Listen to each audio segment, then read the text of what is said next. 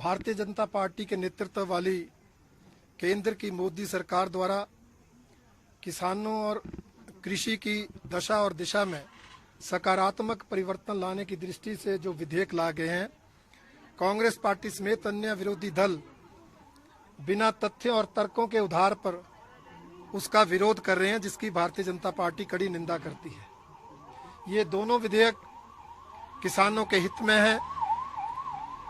इन विधेयकों से जहां किसानों की समृद्धि आएगी, किसानों की आय दोगुना होगी, वहीं उनके जीवन स्तर में भी बदलाव आएगा।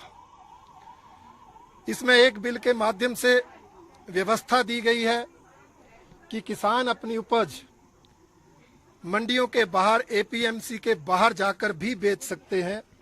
यहां तक कि राज्यों के बाहर जाकर भी वो अपनी उपज को बेच सकते हैं। जहां उनको उचित कीमत मिलती है वहां वो बेचें। सरकार उसके अवसर देगी, सरकार उसके लिए व्यवस्था करेगी। एपीएमसी को समाप्त नहीं किया जाएगा। किसान चाहे तो मंडियों और एपीएमसी का भी लाभ उठा सकते हैं। दूसरा विधेयक कॉन्ट्रैक्ट फार्मिंग से रिलेटेड है। हिंदुस्तान में ये फार्मिंग पहले से भी चल रही है, परंतु अव्यवस्थित है। कई बार व्यापारी कंपनियां किसानों के हितों पर कुठाराघात करती थी। कोई व्यवस्था नहीं थी, कोई कानून नहीं था।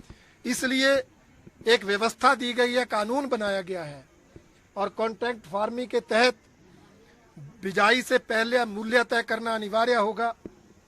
बाजार के भाव में उतार चढ़ाव का इस पर कोई अंतर नहीं आएगा। न्यूनतम समर्थन मूल्य से कम वो खरीद नहीं पाएंगे और इसी तरह से ई टेंडरिंग की व्यवस्था उसमें लागू की जाएगी।